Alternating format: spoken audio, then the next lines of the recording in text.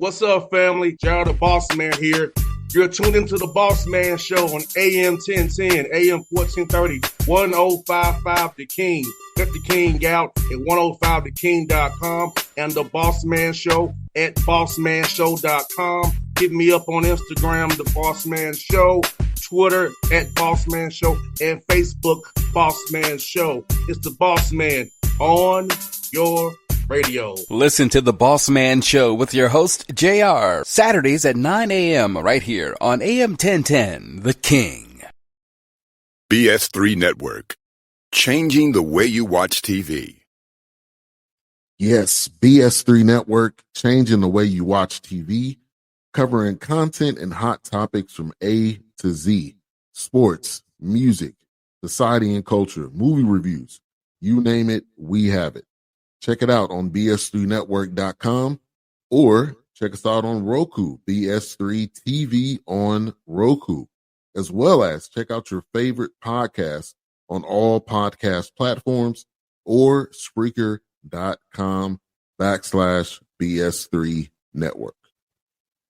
You are now tuned to BS3 Network.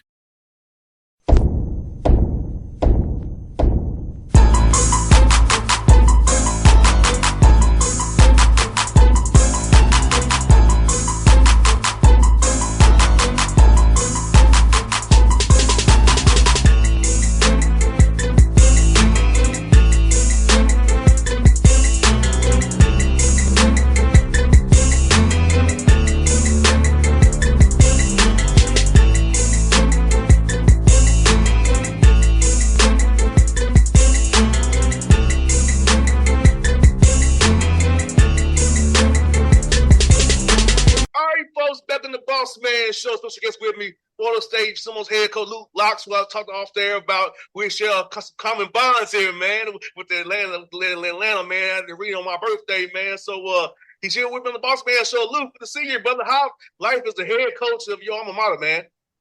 Man, first of all, appreciate you having me on. Being the head coach here at Florida State is a dream come true. You know, coming back to Tallahassee, where obviously I played for 4 years under Leonard Hamilton. We had a lot of success, a lot of good teams. Won the ACC championship, like you said, on your birthday in Atlanta.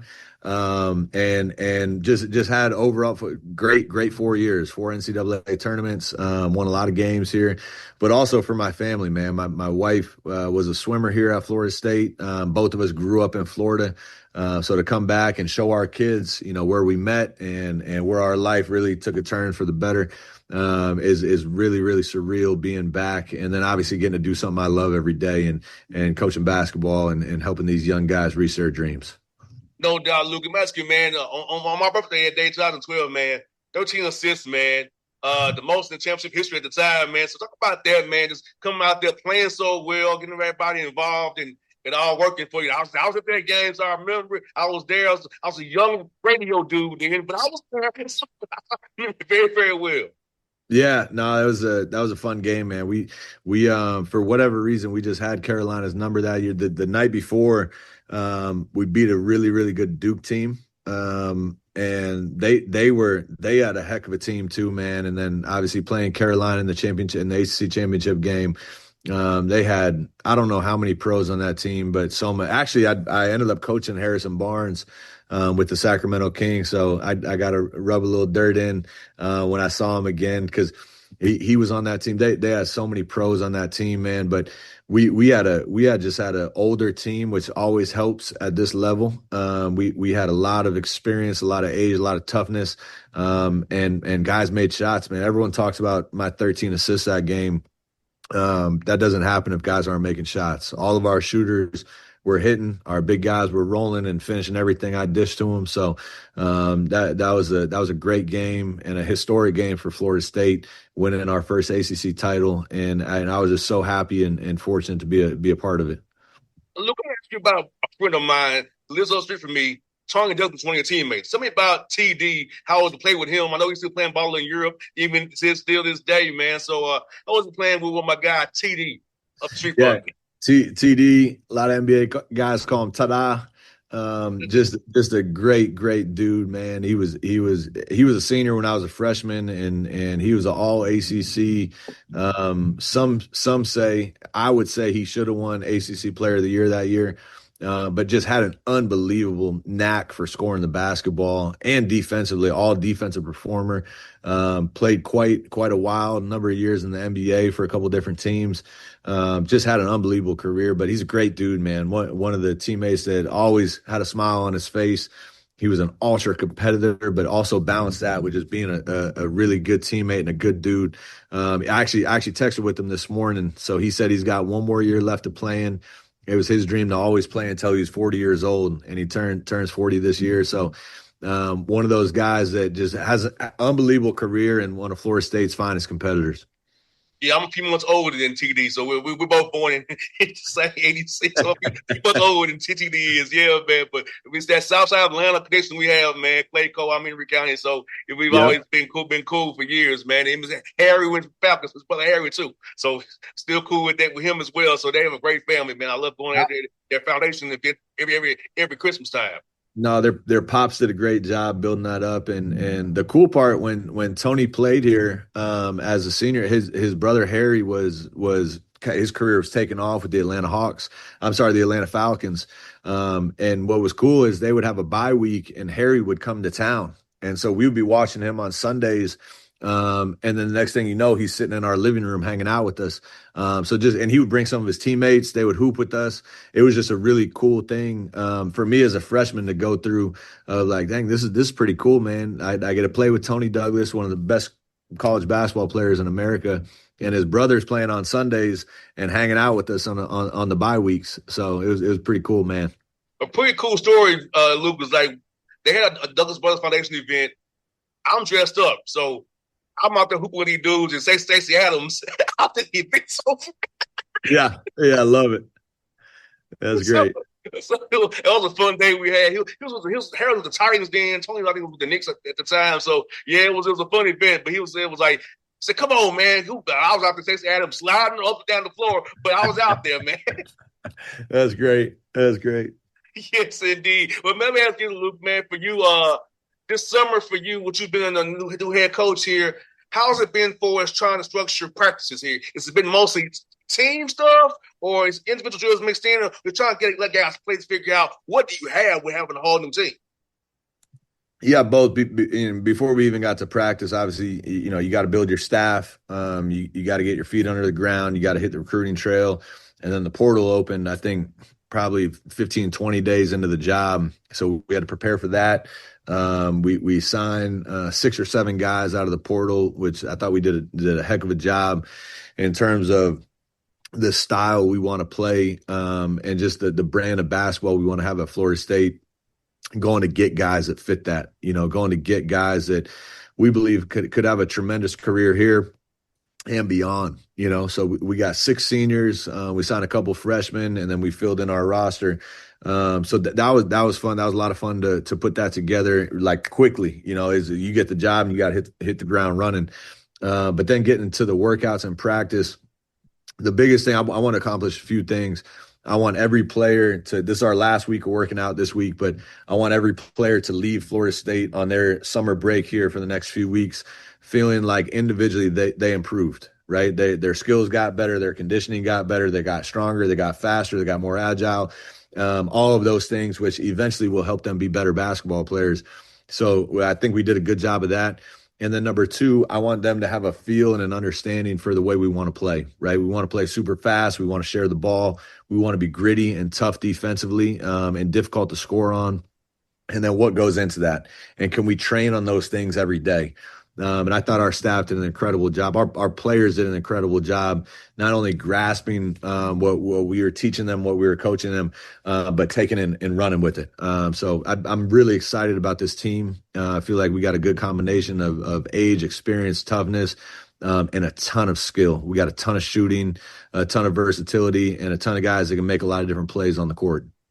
And Luke, with your just been in the NBA with Golden State and with the Warriors, talk about showing the young men about that prehab and that rehab and that rest and recovery piece that's so important. But you have a long season, them a little bit younger dudes in the NBA dudes was around. But you got to go from November to March, hopefully deep into April to go to the Final Four, about how to condition your body now in July, in August and September, so you can be on that grind and play the way you want to play and be healthy and not be dealing with nagging injuries all year long because you didn't condition yourself the right way. Yep. One of the best abilities is availability. You can't produce if you can't play. Part of that, like you said, is the work that we're doing right now when no eyes are on you, right? And the dark gyms and the early mornings and the late nights, those things you have to develop a resiliency, both physically, mentally, and skill wise that you're ready for the rigors of the season, and our guys have done a good job of that. There's a certain conditioning aspect on your body and a toll on your body with the way we're going to play and the speed we're going to play at. Similar to the NBA is not you play for 2 hours and then you go on with your day. It is a 24-hour a day job where your rest is very important. Your recovery is very important. Your stretching, like you said, your prehab, all those things that get you ready to play. You can't flip the switch, not at this level. And that's something that our guys are maybe not used to being accustomed to that. Where a lot of our staff is coming from the NBA, so we're helping them with that. Guys, if we want to be the fastest team in America, you can't turn that on in November and December and then expect the results in March. That starts now, and we're going to turn this game into a track meet. You gotta get your body used to working at a certain pace that it's not used to right now. So far this summer, we've had a really good summer of conditioning. The guys have put on a good amount of strength in the weight room. They're working their tails off, and I'm really pleased with where we're at. No doubt. And like you said, Luke, you come from the NBA. A lot of these guys want to be in the NBA. And how does it help you in recruiting, knowing that you and your staff are NBA guys, and this is where these guys want to go to clinical basketball, and you can help get them there because you've been there, been around some of the best in the world, the greatest in the world. You know how Steph Curry works or Draymond Green works, and you can tell them how to achieve that goal by being around those guys. Yeah, so that's a key thing, like you said, in recruiting. Everyone wants to get to the NBA. It's the pinnacle of our sport, right? And to me, those guys deserve every penny they get because they put on a show night in and night out, and they do it at such a high level with skill and grace and competitiveness that everyone wants to play at that level. But what does it take, right? And for us and our staff, we know what it takes because we've been there. Majority of my coaching staff's coming from the NBA. And a lot of us have been with really successful teams in the NBA where we've seen it done, right? And to me, my goal when I recruit these kids is not, I can't promise they're going to get to the NBA. What I can promise them is I'm going to train them to absolutely maximize whatever potential they have, and wherever they land, that's where they land. But I hope for each and every guy I recruit that they have a chance and a swing at the NBA. But not only that, how do you stick, right? So many guys get there and they think they made it and they're out as quick as they got in, right? How do you stick to that second, third, fourth contract where you can actually make life-changing money, but also just compete with the best players in the world for a long time? So that's what we try to instill in our guys from day one, not just our recruits, but the guys we have now of, listen, we can't promise you anything, but what we can do is we're gonna treat you like professionals. We're gonna train you like professionals so that when you get there, this is like another Wednesday for you. Obviously the talent's gonna go up, the skill is gonna go up, you're gonna be playing grown men, but you're used to training in this style of, in this basketball philosophy and the style of play that all of this field, there's a familiarity with it. No doubt, Luke. And by playing fast, I love watching what Indiana does. They play out of concepts and reads. It's not like we're calling a set. It's like a concept and a read, teaching guys how to take the defensive shade you this way, do this. So how about teaching the guy the middle aspect of the game? Using film where you teach them about the concepts and reads to make sure you can play fast, not overthink the game and let the game kind of work for you. Yeah. To me, the best offensive teams have the ability to execute, right? You got to have the ability to execute, but the majority of the game is not played within play calls. You can execute a play and maybe it leads to an advantage, but what do you do with that advantage? And that's where you got to have the reps, not only in practice, but in your workouts that mimic game-like situations where the game of basketball is 70-80% played outside of whatever play call happens, right? So how do you cut, right? What's proper spacing, right? If this guy's dribbling towards you, what do you do? Do you replace behind him? Do you cut back door? All of those things, some of which we can help structure, but some of, like you're saying, is a feel, right? It's a read and react. It's what is my teammate doing? How do I react from that to put the defense in constant situations where they're at a disadvantage? And then on top of that, right, you can always gain an advantage offensively through different things, screen setting, cutting, diving, your pace, different spacing options, but all of those things, what do you do with the advantage? Can you knock down a shot, right? Can you shoot at a high level? Can you finish through contact, right? Can you make your free throws? Those are the things to me that where championship level teams, if you break it down to the minutia of what actually goes into winning, those are the teams that actually win. Is you can create an advantage, and then you know how to take advantage of it and actually execute whatever you're doing and knock down those open shots that were created.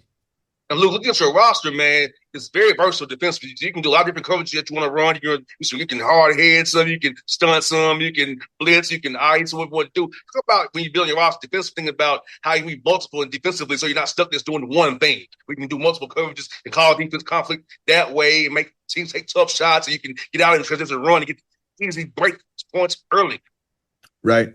No, you hit it on the head. I fully believe the best defenses are versatile. You have a lot of positional size and length. There's going to be certain things in our defense that are constant. When you talk about our defense philosophy, the ball pressure will be constant, right? Protecting our paint will be constant. Not allowing open 3-point shots will be constant.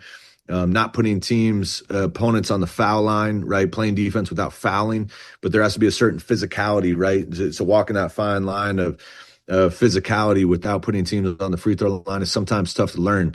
Those things will be night in and night out. But when it comes to tactics and strategy, I fully believe in a chaotic defensive style that keeps the offense on their heels, right? The best defenses disrupt offenses. And they do that constantly. And so some of that will be switching up defensive schemes because we have the personnel to execute a lot of different defensive schemes. Like you mentioned, we can play man to man, we can play zone, we can switch, we can blitz, keep the ball on the sideline, we force the middle with extra help. All of those things our guys will be able to learn and execute on the fly, depending on our opponent and how we may be able to take advantage of some of their weaknesses.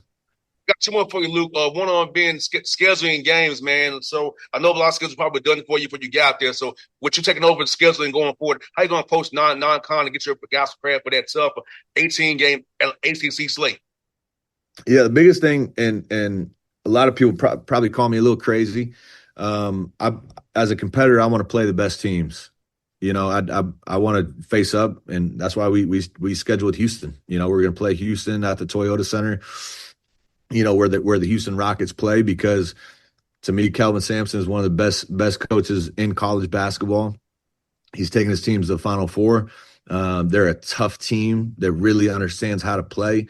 And to me, they're at where we want to get. And so I want to line those teams up and at minimum see where we're at. Right. And to me, the only way to get to the level I want to bring Florida State to is to play some of those teams and really go up against the best. So we have a great non-conference schedule that's super competitive. And aside from that, the type of kid we're recruiting, I would hope they would want to play against the best. I've never found a lot of joy of beating cupcake teams by 40 points. I just don't think it's a great way to sharpen your team and get ready for postseason play. Now, some of those games are necessary, and you got to play a certain number of them just for scheduling. You can't play the best team in America every game, but we are playing some really tough games. We got Georgia, we got Florida, we got Houston, we got Texas A&M. We're playing at Dayton. So there's going to be some real challenges across of our schedule outside of ACC play, which I think the ACC is going to be much improved this year with the investment a lot of these universities are making into basketball. That's one before you get you on the phone with Luke. On this show, we love to talk about food here. So what's some cool, we come to watch you all play in Tallahassee. What's some cool food spots to eat down there when we come down there and see you play, man? Oh man, there's so many good food spots. I know I'm gonna miss a lot of them. Tallahassee is a great food town, man. It's not Atlanta. Atlanta's got some real good food, but Tallahassee, especially for a college town, we got some great food. Being the capital of Florida, we got some great food options. I love a little place called Gordo's. It's a little Cuban spot, a little lunch spot. They got great Cuban food. There's a place called Charlie Park that's doing a really good job. They're more of a rooftop lounge, but they have great food. Midtown Caboose has a great burger. There are so many good spots. Madison Social is like the college town. Madison Social and Bowden's are like the college town bars, but for bars they have great food, man. But we're really fortunate and blessed in town to just have some great food options that I've already put on some pounds. I got to get on the treadmill and start running some of these lunches off, man. Some of these recruiting dinners, they're weighing on me, man. But yeah, we're lucky, fortunate, blessed to call Tallahassee home and eat some good eats, man. Look, man, thank you for coming on the show today, man. I'm happy for you at this job, man. It's good to connect with you, knowing that I was there at your special game on my birthday, man. So it's good to connect with you on that again, man. I look forward to cheering you on. We play Georgia Tech. Hopefully, I can see. Hopefully, the Hawks aren't playing and we're on the road. So I can see you come there and cheer you on to Georgia Tech, man. Make sure you leave Cambridge with a dub, brother. I appreciate it, JR. Thank you. Thank you so much. It was fun, man. BS3 Network, changing the way you watch TV. Yes, BS3 Network, changing the way you watch TV, covering content and hot topics from A to Z, sports, music, society and culture, movie reviews, you name it, we have it. Check it out on bs3network.com or check us out on Roku, BS3 TV on Roku, as well as check out your favorite podcast on all podcast platforms or Spreaker.com/BS3 Network. You are now tuned to BS3 Network. What's up, family? Gerald the Bossman here. You're tuned into the Bossman Show on AM 1010, AM 1430, 1055 The King. Let the King out at 105theking.com and the Bossman Show at bossmanshow.com. Hit me up on Instagram, The Bossman Show, Twitter at Bossman Show, and Facebook, Bossman Show. It's the Bossman on your radio. Listen to the Bossman Show with your host, JR, Saturdays at 9 a.m. right here on AM 1010, The King.